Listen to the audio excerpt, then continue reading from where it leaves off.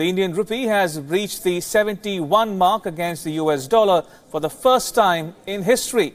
This after it opened for trading in the morning at a new record low of 70.95 to the US dollar. With today's fall, the Indian rupee has tumbled more than 10% this year so far, making it the worst performing Asian currency. In fact, the Indian currency has tumbled more than 3% just for the month of August. Yesterday, the rupee ended at an all-time low of 70.74 due to month-end demand for the US currency from importers and rising crude oil prices. Over the past few days, the rupee has come under intense pressure following dollar demand from oil marketing companies and defense-related buying. According to India's top brokerage firm Motilal Oswal, weakness in Asian and emerging market currencies is also weighing on the rupee. On Thursday, the Turkish lira fell by more than 5% as the resignation of its central bank's deputy governor raised concerns over the direction of the country's monetary policy. On the other hand, the Argentine peso fell after its central bank raised rates to 60% as the South American country struggles to repay heavy government borrowings.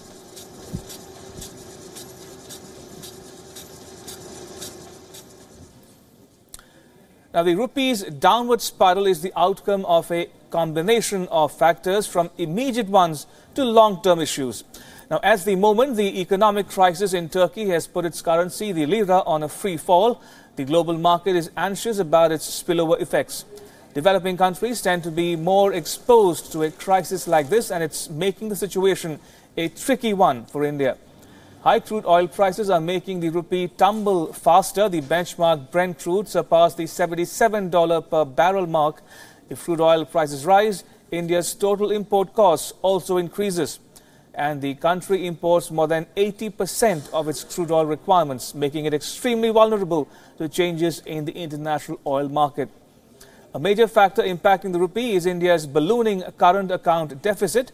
Current account deficit is the difference between imports and exports of goods and services of a country. In June this year, India's current account deficit rose sharply to 42%. That's approximately $160 billion US dollars. An increase in the current account deficit increases the demand for the dollar because more dollars are needed than before to finance the growing deficit. One of the primary reasons linked to the rupee's fall is the expected tightening of monetary policy by the US Federal Reserve. The availability of dollars in the global market is likely to turn scarce. This affects the price at which traders who try to speculate on future demand are willing to buy the dollar using other currencies.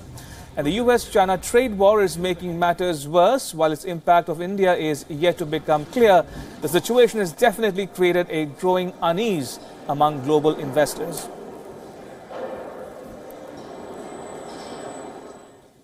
Now, diesel prices in India touched a high of 70.21 rupees per litre in New Delhi, crossing the 70 to a litre mark for the very first time, while the price of petrol stood at 78.52 rupees. In India's financial hub of Mumbai, diesel was selling at 74.54 rupees per litre, and in Kolkata, a litre of diesel now costs 73.06 rupees. The prices of petrol too have gone up by around 21 paise per litre to 81.44 rupees in Kolkata and 85.93 rupees in Mumbai. Fuel prices have been on the rise since 16th August after the rupee dipped to its lowest value against the dollar.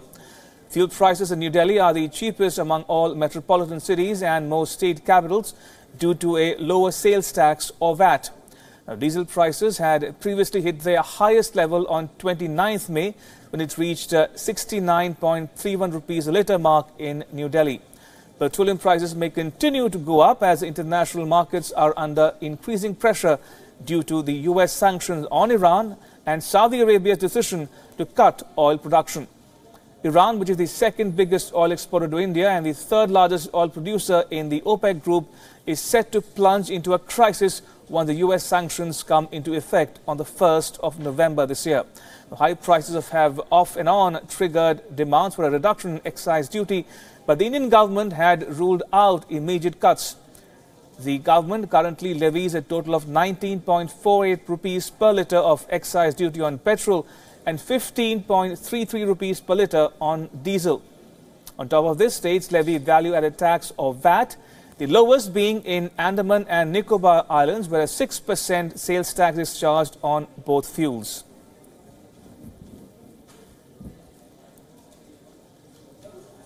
In more news from South Asia, terrorists have opened a new front in the Indian state of Jammu and Kashmir. After targeting the Indian security forces, the patrol teams and posts, now terrorists are going after the families of police personnel. Terrorists abducted at least 10 family members of police personnel in the Kashmir Valley in the last 2 days. Terrorists raided the homes of several Kashmiri police officers on Thursday evening. The abductions have come in the wake of security forces carrying out raids across the Kashmir Valley and arresting several suspected terrorists. First, a policeman was abducted, questioned, thrashed and then released. Subsequently, some terrorists barged into the homes of police officers in Anantnag, Pulwama and Kulgam districts and abducted some of their family members as well. One of those abducted is the brother of a deputy superintendent of police. Gohar Ahmed was abducted from Katpura in Kulgam district. He has since been released by the terrorists. The abductions are said to be a form of a pressure tactic by terrorists. It is the first time in more than 28 years of militancy in the Kashmir Valley that family members of police personnel have been targeted in this manner. 3 family members have been released by terrorists. This after Jammu and Kashmir police released the father of Hizbul Mujahideen commander Riaz Naiku. Police picked up Asadullah Naiku in a raid from his home in South Kashmir 2 days ago. He was interrogated following the killing of 4 policemen in Shopian, but after due investigation, he was released. Meanwhile, former Chief Minister of Jammu and Kashmir, Mehbooba Mufti, took to Twitter and politicized the abductions. Now out of power, Mufti defended the actions of terrorists. She tweeted, and I quote, "Militants and forces victimizing each other's families is highly condemnable and marks a new low in our situation. Families shouldn't become casualties and made to suffer for something they have little control over," unquote. Calling the abductions unfortunate, her party's spokesperson in turn said that it was not fair to drag the families into the conflict. At a time when families are awaiting news on their loved ones, Mufti's party added insult to injury by claiming that it was tit for tat by terrorists. It is very unfortunate all that what is happening in J&K. In fact, all the 30 years since the eruption of militancy, it is very unfortunate. It is condemnable. There are security forces who are duty bound to act, and there are militants who are fighting them back. But on the other side, militants also will have to restrain, because these security force people, if they do things in isolation, that can be taken care of, that can be raised with the government, and human rights violations, it can be treated as that also. But I think this type of kidnapping also is not fair, because the people who are working in the field with security forces, their home people are not involved with the working of such incidents, I think. Another former Chief Minister of Jammu and Kashmir, Omar Abdullah, also took to Twitter to question the authorities. Abdullah tweeted, and I quote, "11 abductions. This is a very worrying reflection of the situation in the valley. What's worse is the selective outrage. People, leaders who are so vocal about alleged security force excesses are silent about these abductions," unquote.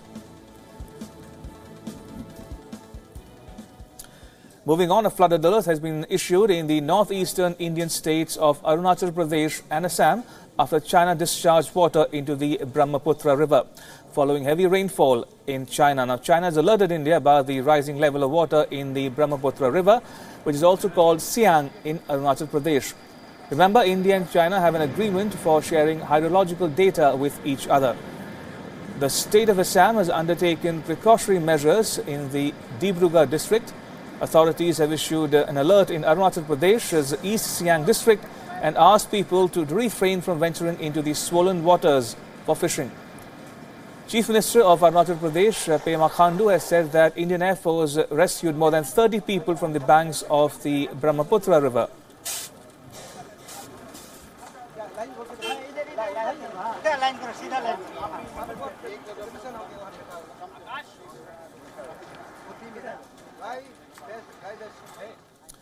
Now the news, Indian Prime Minister Narendra Modi inaugurated a 400-bed rest house for pilgrims at the Pashupatinath temple in Kathmandu today.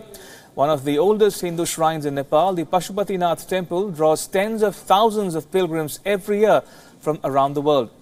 The idea of a rest house for pilgrims was first floated by the late Indian Prime Minister Atal Bihari Vajpayee.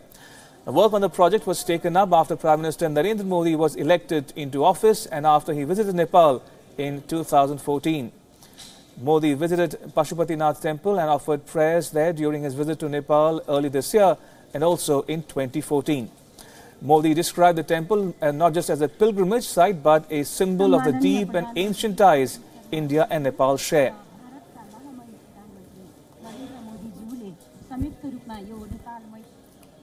हमारे सांस्कृतिक संबंध है, सदियों पुराने संबंध है, लेकिन ये निश्चित है कि दुनिया के किसी भी देश के साथ संबंध तब तक मजबूत नहीं होते हैं, तब तक वो दीर्घकालीन नहीं होते हैं, जब तक पीपल टू पीपल ताकत नहीं बढ़ती है। सिर्फ काठमांडू और नई दिल्ली मिल जाए, सिर्फ काठमांडू की सरकार और नई दिल्ली की सरकार मिल जाए, इतने से बात बनती नहीं है। जब तक हर नेपाली, हर हिंदुस्तानी एक दूसरे से मिलजुलता नहीं है, ताकत बनती नहीं। The three-storied building, built with Indian help, has a capacity of 400 beds. It has been built at a cost of about $28 million. Known as the Nepal Bharat Maitri Pashupati Dharamshala, the building is an example of the unique friendship between India and Nepal.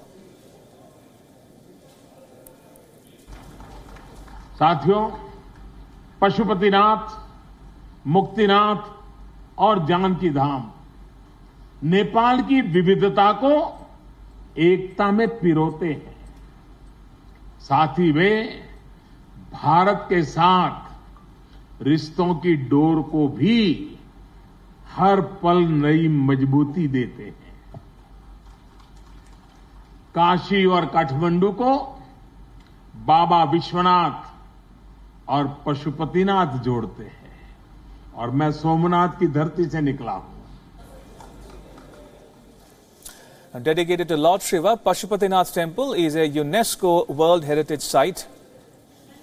Right, continuing with the news on Your Story, there's a row over heritage conservation after authorities of a famous Malaysian Hindu temple painted its stairs without taking prior permission from the Heritage Department.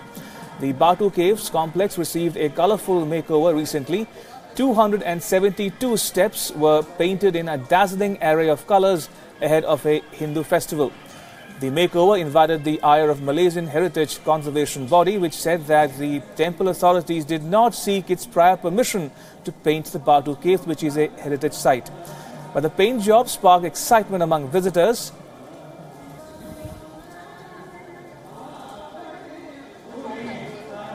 Pertama kali sampai di sini, saya langsung wah, luar biasa, banyak colornya, banyak orang di sini, ramai sekali, tempatnya sangat-sangat cantik dan menyatu sekali dengan India ya. Benar-benar berasa seperti di India, bukan di Malaysia. The Malaysian Heritage Department's argument is that the temple authorities deprived the temple of its originality by painting its steps, which were previously of the same color as the limestone hillside. Built in the late 19th century, the Batu complex is a series of caves set in a limestone hill on the outskirts of capital Kuala Lumpur. Batu Caves is an important religious site for Tamil Hindus. During the annual Thaipusam festival, massive crowds of devotees visit the complex and pray to the deity Lord Murugan.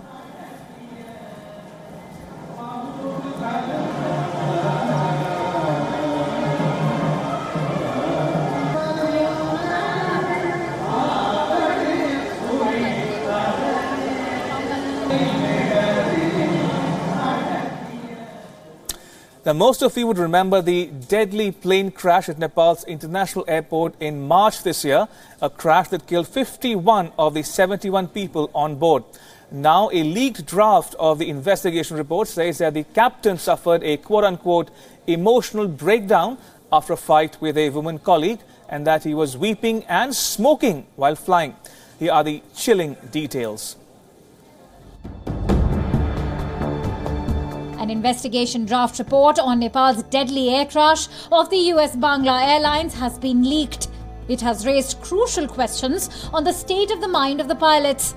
The leaked report on the fatal crash that took place on 12th of March puts the blame on the captain. A Nepali government-appointed panel found that Captain Abid Sultan had been extremely upset and hurt by a female colleague who raised questions about his reputation as an instructor in the airline.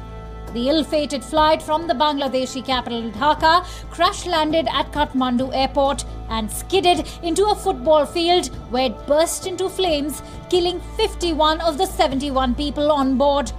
The report mentions this mistrust and stress led him to continuously smoke in the cockpit and also suffer an emotional breakdown several times during the flight. The captain was crying and sneezing on several occasions during the flight. According to the report, the first officer was constantly trying to console Abid Sultan, who had served as a pilot in the Bangladesh Air Force. It also mentioned that Captain Sultan failed to follow instructions from air traffic controllers who were advising him to land from a southern approach. Instead, he took a more difficult northern approach to the single runway, resulting in the crash. An official of the investigation commission said the draft had been illegally leaked and that the final report would take some time to be published. Bureau Report, WION.